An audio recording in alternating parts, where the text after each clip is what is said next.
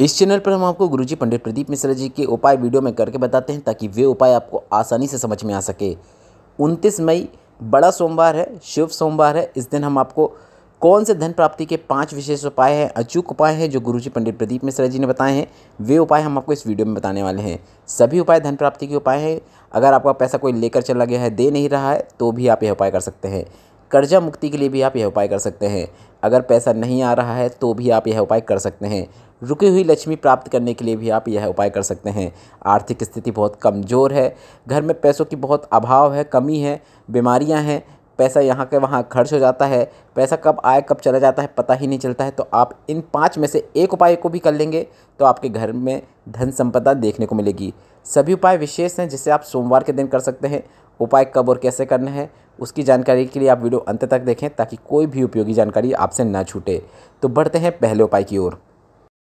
इस उपाय को करने के लिए आपको बेल फल की आवश्यकता होगी। बेल फल वह फल है जो बेलपत्र के पेड़ में उगता है। तो सबसे पहले तो आप बेल फल को ले आएँ, उसके अंदर का जो भाग रहता है उस फल के भाग को, अंदर वाले भाग को आप निकाल कर उसको धूप में सुखा लें। धूप में सुखाने के बाद आप उसकी भस्म बना लें, मतलब उसको कोई भी कुंड में जलाकर उसकी भस्म बना लें, राख टाइप की बना लें। भस्म बनाने के बाद आपको इस भस्म को लेकर सोमवार के दिन सुबह के समय बेलपत्र के पेड़ के नीचे जाना है। बेलपत्र के पेड़ के नीचे जाकर आपको बेलपत्र की जड़ के पास, या अगर जड़ नहीं दिख रही है तो बेलपत्र की एकदम नीचे वाले जो तना होता है उस भाग में आपको इस भस्म से एक तिलक लगा देना है। थोड़ा सा भस्म मतलब वहाँ पर आपको छिड़क देना है, थोड़ी ज़्यादा मात्रा में छिड़कना है क्योंकि इस बेलफल की जो भस्म है उससे आपको थोड़ी सी भाग प्राप्त भी करना है। मतलब जो बेलपत्र के पेड़ के नीचे आप जो टीका टाइप का लगाएंगे भस्म का, उसका थोड़ा सा भाग, आप एक चुटकी भाग भी आपके पास आ जाए वो भी काफ़ी है, वह आपको प्राप्त करना है। तो बेलपत्र के जड़ के पास भस्म का टीका लगाने के बाद, थोड़ी सी भस्म को प्राप्त करने के बाद आपको शिवालय पहुंच जाना है और इस भस्म को शिवलिंग पर लगा देना है। शिवलिंग पर भी आप टीका जैसा लगा सकते हैं, वो भी चलेगा। आप चाहो तो त्रिपुंड भी बना सकते हैं। बस इतना ही करना है। इसके बाद एक कलश जल शिवलिंग पर अर्पित कर देना है। गुरुजी ने कहा इसके बाद आप श्री शिवाय नमस्तुभ्यम बोलते हुए अपनी मनोकामना बोल सकते हैं। घर में पैसों की कितनी ही कमी क्यों न चल रही हो, यह उपाय आप 5 सोमवार करके देखिए। 5 सोमवार क्या, दूसरे तीसरे सोमवार से ही आपको घर में धन संपदा बढ़ते हुए दिखाई देने लगेगी। गुरुजी का बताया एक विशेष उपाय है जिसे आप इस सोमवार से करना शुरू कर सकते हैं। यह उपाय आप कम से कम 4 से 5 सोमवार जरूर कीजिएगा। बढ़ते हैं सोमवार के दिन किए जाने वाले अगले धन प्राप्ति उपाय की ओर। गुरुजी पंडित प्रदीप मिश्रा जी ने अपनी कई कथाओं में धन प्राप्ति के लिए शिवलिंग पर जल चढ़ाने का एक विशेष तरीका बताया है। गुरुजी ने कहा है आपको जल चढ़ाने की शुरुआत सबसे पहले गणेश भगवान से करना है। इसके बाद शरण कार्तिकेय भगवान के स्थान पर आपको जल अर्पित करना है। इसके बाद आपको माता अशोक सुंदरी के स्थान पर जल अर्पित करना है। इसके बाद शिवलिंग का जो कटीय भाग होता है वहाँ पर आपको जल अर्पित करना है। अगर ऊपर जलाधारी बंधी हुई है तो उस जलाधारी पर आपको जल अर्पित करना है। इसके बाद पूरा जल आपको श्री शिवाय नमस्तुभ्यम बोलते हुए, नमः शिवाय बोलते हुए, ओम नमः शिवाय बोलते हुए शिवलिंग के ऊपर अर्पित कर देना है। पर धन प्राप्ति के लिए जल अर्पित करते समय आपको इस बात का ध्यान रखना है, कलश का मुख आपकी ओर होना चाहिए। आप वीडियो में देखकर समझ सकते हैं कलश का मुख हमारी ओर है। हम जहाँ पर बैठकर जल अर्पित कर रहे हैं तो हमारा कलश का मुख भी हमारी तरफ है। इसी प्रकार से आपको शिवलिंग पर जब जल अर्पित करते हैं तो उसका जो पूरा जल समाप्त होने वाला रहता है उस समय आपको अपने कलश का मुख आपकी ओर कर लेना चाहिए। गुरुजी ने कहा है इस प्रकार से जल अर्पित करने वाले के घर में माता महालक्ष्मी दौड़ी चली आती हैं और उसके घर को धन्य धान्य से पूर्ण कर देती हैं। अब आप भी इस सोमवार से इस प्रकार से शिवलिंग पर जल चढ़ाना शुरू कर दीजिए अगर आप धन संपदा के लिए, धन प्राप्ति के लिए जल अर्पित करना चाहते हैं। बढ़ते हैं सोमवार के दिन किए जाने वाले धन प्राप्ति के तीसरे विशेष उपाय की ओर। गुरुजी ने कमल गट्टे या फिर कमल पुष्प वाला एक विशेष उपाय बताया है जिसमें आपको एक कमल गट्टे को जल कलश के अंदर डाल देना है। अगर आपके पास कमल पुष्प है तो आप कमल पुष्प को जल कलश के अंदर डुबोकर निकाल लें। इसके बाद इस जल कलश को लेकर शिवालय पहुंच जाए। पर कमल पुष्प मिल पाना सभी के लिए आसान बात नहीं होती। ऐसे में आप कमल गट्टा, जो कमल पुष्प का ही बीज होता है, उसे जल कलश में डालकर शिवालय पहुँच जाएँ। इसके बाद शिवलिंग पर जल अर्पित करना शुरू करें। शिवलिंग पर जल अर्पित करते समय आप श्री शिवाय नमस्तुभ्यम या फिर नमः शिवाय या फिर ओम नमः शिवाय मंत्र का जाप कर सकते हैं। शिवलिंग में आप जिस प्रकार से जल अर्पित करते आए हैं उसी प्रकार से जल अर्पित करें। गुरुजी ने बताया है कि माता महालक्ष्मी को कमल पुष्प बहुत प्रिय है, कमल गट्टा बहुत प्रिय है, और ऐसे में अगर आप कमल पुष्प वाला या फिर कमल गट्टे वाला जल को शिवलिंग पर अर्पित करते हैं तो ऐसे में महादेव के साथ साथ महालक्ष्मी की भी आपको विशेष कृपा प्राप्त होती है और आपके जीवन में धन संपदा की वृद्धि होती है, आपकी आर्थिक स्थिति मजबूत होती है। यह एक विशेष उपाय है जिससे आप प्रत्येक सोमवार को कर सकते हैं, प्रत्येक शुक्रवार को कर सकते हैं। इसके बाद थोड़ा सा जल को औषधि रूप में प्राप्त कर लें या फिर आप इस जल को प्राप्त करके अपने घर में छिड़काव भी कर सकते हैं। अगर आचमन रोगी व्यक्ति नहीं है तो ना करें, सिर्फ आप अपने घर में छिड़काव कर दें इस जल का, इतना भी पर्याप्त है। घर से निगेटिविटी दूर होगी, पॉजिटिविटी बढ़ेगी और घर में धन संपदा की वृद्धि देखने को मिलेगी। बढ़ते हैं चौथे उपाय की ओर। अगर आपके घर में कर्जा बढ़ते ही चले जा रहा हो, पैसा नहीं आ रहा हो, पैसे आने के सारे रास्ते बंद हो गए हों, तो आप एक लौंग जल वाला उपाय कर सकते हैं।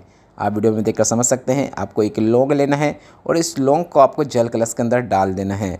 इसके बाद आपको बरगद के वृक्ष के नीचे सुबह के समय पहुंच जाना है और वटकेश्वर महादेव का नाम लेते हुए इस जल को आपको वटकेश्वर महादेव के ही नाम से वट वृक्ष के नीचे जड़ के पास अर्पित कर देना है। अगर शिवलिंग नहीं भी है तो भी चलेगा, सिर्फ आप वट वृक्ष के नीचे वटकेश्वर महादेव का नाम लेते हुए जल अर्पित कर दें। गुरुजी का बताया एक विशेष उपाय है जो कर्जा मुक्ति के लिए किया जाता है। इस उपाय को आप 4 से 5 सोमवार करके देखिए, कितना ही बड़ा कर्जा क्यों ना हो वह धीरे धीरे ज़रूर चुक जाता है। और जो आपके पैसे लेकर चला गया है, अगर नहीं लौटा रहा है तो यह उपाय करने से वह आपके पैसे भी लौटा के चले जाता है। यह एक विशेष उपाय है जो कि वटकेश्वर महादेव का नाम लेके किया जाता है। यह उपाय आपको सुबह करना होता है, पर अगर आप यह उपाय सुबह नहीं कर पाते हैं तो गुरुजी ने कहा है अगर आप शाम को यह उपाय कर रहे हैं तो आपको अपनी हथेली में एक लौंग ले लेना है और इस लौंग को आपको शाम के समय प्रदोष काल में वट वृक्ष के नीचे अर्पित कर देना है। शाम को आपको जल नहीं चढ़ाना है, शाम को बस आपको एक गोल बाती का घी का दीपक प्रज्वलित कर देना है। लौंग को जड़ के पास अर्पित करना है, दीपक पर अर्पित नहीं करना है। जड़ के पास लौंग अर्पित करने के बाद आपको वहीं पर नीचे एक वटकेश्वर महादेव का नाम लेते हुए दीपक प्रज्वलित कर देना है। इस उपाय में बस इतना ही करना है। गुरुजी ने कहा कि आप अपने कर्म भी करते चलें, नौकरी व्यवसाय जिसका भी आप प्रयास कर रहे हैं वह करते चलें, आपको उसमें सफलता देखने को मिलेगी। व्यापार अगर आप करते हैं तो उसमें सफलता देखने को मिलेगी। अगर आप नौकरी की तलाश कर रहे हैं तो आपको नौकरी भी मिलेगी। ऐसी चीज़ें होंगी जिससे आपके घर में आर्थिक स्थिति आपकी मजबूत होगी और आपका कर्जा चुकता चला जाएगा। बस आपको अपने तरफ से भी पूरा प्रयत्न करना है, पूरा प्रयास करना है। आशा करता हूँ ये कर्जा मुक्ति का विशेष उपाय आपको समझ में आ गया होगा, जिसमें आपको सुबह अगर आप जा रहे हैं तो जल कलश के अंदर आपको एक लौंग डालकर जल वटकेश्वर महादेव का नाम लेते हुए वट वृक्ष के नीचे मतलब बरगद के वृक्ष के नीचे अर्पित करना है। और अगर आप शाम को जा रहे हैं तो आपको एक लौंग अर्पित करने के बाद एक घी का दीपक गोल बाती वाला प्रज्वलित कर देना है। बस इतना ही करना है। बढ़ते हैं 5वें और अंतिम उपाय की ओर। गुरुजी पंडित प्रदीप मिश्रा जी ने सोमवार के दिन प्रदोष काल में मतलब शाम के समय एक विशेष उपाय बताया है। आपको बेलपत्र की बीच वाली पत्ती में पीला चंदन लगा लेना है। इसके बाद उसी में आपको एक अक्षत रख लेना है, मतलब एक चावल का दाना रख लेना है। इसके बाद इस बेलपत्र को आपको शाम के समय प्रदोष काल में मतलब सूर्यास्त के 45 मिनट पहले से 45 मिनट के बाद तक का समय प्रदोष काल कहलाता है। इस समय आपको शिवालय में जाकर इस बेलपत्र को शिवलिंग पर अर्पित कर देना है।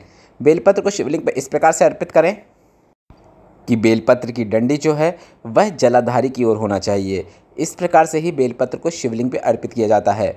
पर एक और विशेष तरीका होता है जिसमें आप अपनी मनोकामना के लिए बेलपत्र को शिवलिंग पे अर्पित कर रहे हैं, तो इस प्रकार से अर्पित करें कि आप जहाँ से भी बैठकर बेलपत्र को शिवलिंग पे अर्पित कर रहे हैं तो बेलपत्र की जो डंडी होती है वह आपके विपरीत ओर होना चाहिए। मतलब जहाँ से भी बैठकर आप बेलपत्र अर्पित करें, बेलपत्र की डंडी आपके विपरीत ओर होना चाहिए। इस प्रकार से ही आप बेलपत्र को शिवलिंग पे अर्पित करें अगर आप किसी मनोकामना के लिए बेलपत्र को अर्पित कर रहे हैं। उसी प्रकार अगर आप लंबी बाती का दीपक प्रज्वलित करते हैं तो आपको कई बार ऐसा लगता होगा कि दीपक का मुख किस ओर रखना चाहिए। तो गुरुजी ने बताया है कि अगर आप लंबी बाती का दीपक प्रज्वलित कर रहे हैं तो दीपक का मुख अगर आपने भगवान की ओर किया है तो इसका मतलब यह है कि आपने सब भगवान के ऊपर छोड़ दिया है कि उन्हें जो ठीक लगेगा वह तुम्हें प्रदान कर देंगे।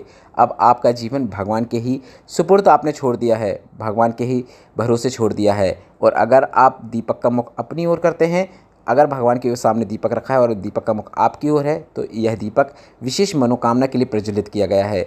एक विशेष मनोकामना जो आपके मन में है उसे मन में रखते हुए इस प्रकार का दीपक प्रज्वलित किया जाता है। और अपने घर की देहरी में जो दीपक लगाया जाता है, जो कि शाम के समय प्रदोष काल में लगाया जाता है, तो ऐसे में कई प्रश्न आते हैं कि इस दीपक का मुख हमें कहाँ रखना चाहिए, घर के अंदर की दिशा की ओर रखना चाहिए कि घर के बाहर की ओर रखना चाहिए। तो आप इस बात को समझें, आप जो प्रदोष काल का दीपक लगा रहे हैं वह उस देवी देवता के लिए लगा रहे हैं कि वह आपके घर में प्रवेश करके आपके घर को धन संपदा से परिपूर्ण कर दें। तो ऐसे में आपको घर के जो देहरी में दीपक लगाते हैं उसका मुख बाहर की ओर रखना चाहिए। आपने देखा होगा दीपावली में भी जो आप दीपक लगाते हैं उसमें दीपक जो आप बाहर रखते हैं उसमें जो दीपक का मुख रहता है वह बाहर की ओर रहता है, ताकि भगवान हमारे घर में आके हमारे घर को धन संपदा से परिपूर्ण कर दें, सुख शांति से परिपूर्ण कर दें। इसलिए आप जब भी देहरी में दीपक लगाएं तो इस बात का ध्यान रखें कि जो दीपक की लो रहेगी वह बाहर की ओर होना चाहिए। इस वीडियो में बताई गई जानकारी अगर आपको थोड़ी सी भी उपयोगी लगी हो तो वीडियो को लाइक करना ना भूलें, और अगर अभी भी आपके मन में कुछ प्रश्न हो तो वे प्रश्न आप हमसे कमेंट के जरिए पूछ सकते हैं। वो मेरे द्वारा दी गई जानकारी थोड़ी भी उपयोगी लगी हो तो वीडियो को लाइक करके कमेंट बॉक्स में हर हर महादेव टाइप करना ना भूलें। श्री शिवाय नमस्तुभ्यम। हर हर महादेव।